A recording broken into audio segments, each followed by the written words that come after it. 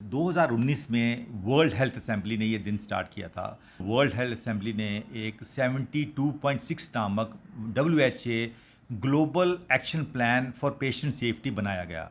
इसका मकसद था 2021 से लेकर जो 2030 तक आइडेंटिफाइड गाइडलाइंस इशू हुई, तो मकसद था 21 से 30 तक इसको इम्प्लीमेंट करना। जो पेशेंट को ट्रीटमेंट के दौरान एरर्स होते हैं, कोई रिस्क होता है या हार्म होता है, उसके ऊपर हम लोग ये दिवस केंद्रित करेंगे और इसको वर्ल्ड हेल्थ ऑर्गेनाइजेशन की तरफ से पूरी दुनिया में सारे मुल्क इसके ऊपर ग्लोबल एक्शन कर रहे हैं। इसके ऊपर इस साल का थीम बहुत ही बड़ा विशाल है। इसका साल का थीम है engaging patients for patient safety, यानी कि रोगी की देखभाल के लिए ही रोगी को शामिल करें। 17 सितंबर 2023 को वर्ल्ड पेशेंट सेफ्टी डे मनाया जा रहा है। कॉमन भाषा में इसको हम कहेंगे विश्व रोगी सुरक्षा दिवस। तो इसका मतलब है कि जो पेशेंट को ट्रीटमेंट के दौरान एरर्स होते हैं, कोई रिस्क होता है या हार्म होता है, उसके ऊपर हम लोग ये दिवस केंद्रित करेंगे और इसको वर्ल्ड हेल्थ ऑर्गेनाइजेशन की तरफ से पूरी दुनिया में सारे मुल्क इसके ऊपर ग्लोबल एक्शन कर रहे हैं इसके ऊपर। और ये कॉपरेशन से सभी अंतर्राष्ट्रीय दिवस पर वेरियस संगठन, वेरियस ऑर्गेनाइजेशंस के मिल के ये हम दिवस मना रहे हैं। इस साल का थीम क्या है? हाँ, इस साल का थीम जैसे आपको बताया हर साल थीम होता है, तो मैं थोड़ा सा इसका थोड़ा ब्रीफ हिस्ट्री स्टार्ट करूँगा। जैसे 2020 में आपको पता कोरोना फैला इस मुल्क में और हमारे सुरक्षा कर्मचारी काफ़ी वो असुरक्षित थे। कईयों को वहाँ पर प्रॉब्लम भी आई, लोगों के साथ जन आक्रोश भी सहन करना पड़ा। 2020 में इसीलिए थीम रखा गया, वर्ल्ड सेफ्टी डे उस साल का था, वो था safety of health worker. Similarly 2021 में एक इम्पॉर्टेंट इशू था, तो थीम रखा गया safe maternal and neonatal care. पिछले साल 2022 में ये थीम रखा गया मेडिकेशन सेफ्टी, यानी मेडिसिन की सेफ्टी। इसी तरह इस साल का थीम बहुत ही बड़ा विशाल है। इसका साल का थीम है engaging patients for patient safety, यानी कि रोगी की देखभाल के लिए ही रोगी को शामिल करें। इसका मतलब है कि जब हम पेशेंट को कॉन्फिडेंस में लेते हैं, उसके परिवार को कॉन्फिडेंस में लेते हैं, तो पेशेंट की बेटर सुरक्षा हो सकती है। जैसे कि हम कोई पेशेंट ऑपरेट करते हैं, उसको ऑपरेशन थिएटर से वार्ड में शिफ्ट करना है, हमारे स्टाफ के अलावा उनके भी 2 पेशेंट के अटेंडेंट हैं, उसको पता है कि पेशेंट ट्रॉली से गिर भी सकता है, तो ये बेहतर रहेगा कि हम पेशेंट को रखें। और दूसरा बताना चाहूँगा कि वर्ल्ड हेल्थ ऑर्गेनाइजेशन से 11 आइडेंटिफाइड हेल्थ डेज हैं, जैसे कि World Tuberculosis Day, Malaria Day, AIDS Day, Hepatitis Day. इसी तरह उन्हीं 11 डेज में वर्ल्ड एक दिन ये भी है। जी।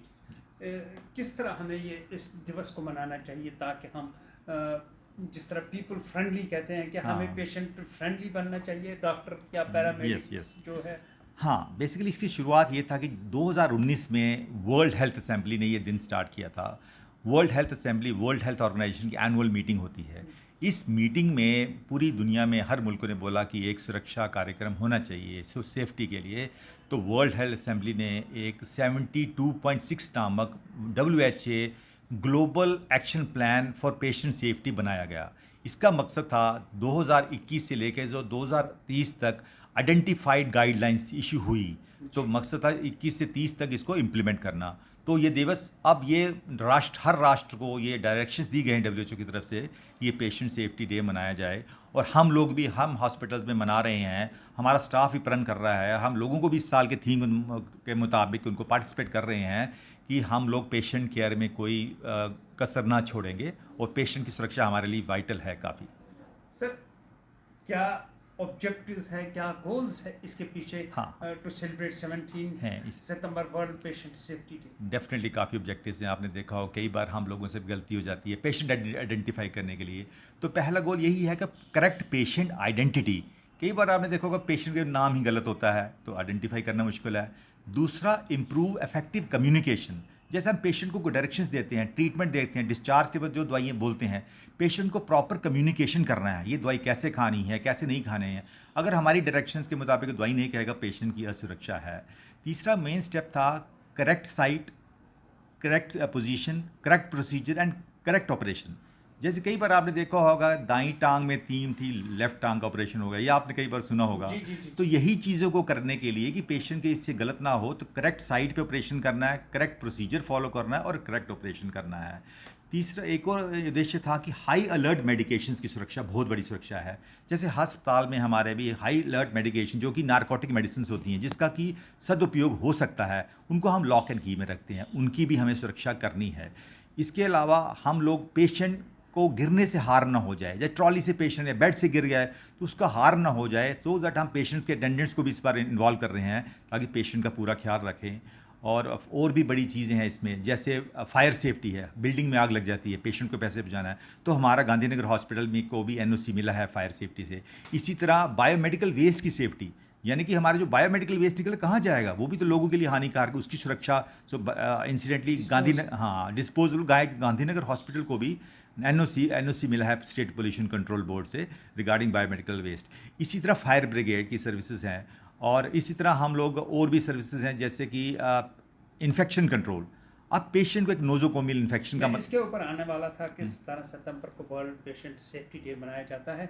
जब हम किसी हॉस्पिटल में आते हैं तो बोलते हैं भाई यहाँ तो कहानी ख़राब है, यहाँ कहीं इन्फेक्शन ना लग जाए, यहाँ बहुत किस्म के मरीज़ होते हैं, मरीज़ खाने at the end of the day hospital में ही आना होता है। वो कह रहा है कि यहाँ इन्फेक्शंस ना हो जाए, उसको बचाने के लिए क्या सेफ्टी मेजर्स लिए जाए।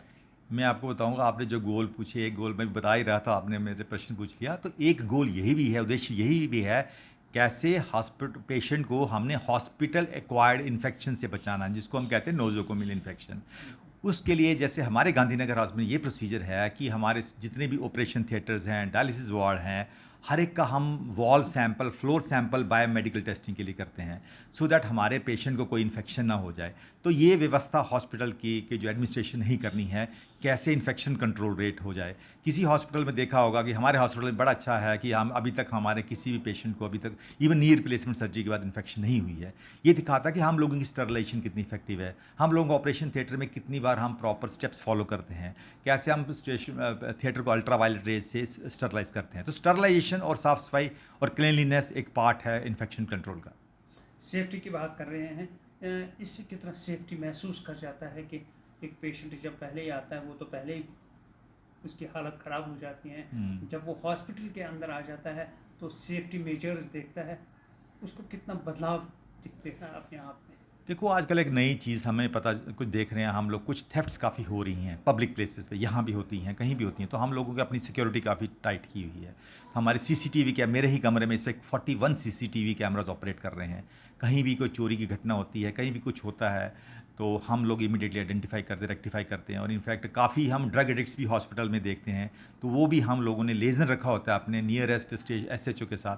तो हमारे हॉस्पिटल में भी एक पुलिस चौकी के कुछ जवान मौजूद हैं, तो वो हर वक्त तत्पर रहते हैं कि पेशेंट की सुरक्षा रहे। जी, तो जाते जाते क्या मैसेज दे देंगे इस दिवस पे? 17 सितंबर को वर्ल्ड पेशेंट सेफ्टी डे मनाया जाता है, और सारे वासियों को, देशवासियों को, जम्मू के वासियों को एक तो विश्व सुरक्षा दिवस की शुभकामनाएं। लेकिन मैं ये आपको एक प्लेज लेता हूँ कि पेशेंट की सेफ्टी के बारे में हम लोग कभी भी कॉम्प्रोमाइज़ नहीं करने वाले। टेक वन अब आपके WhatsApp पर। WhatsApp करिए hi 9728253663 पर।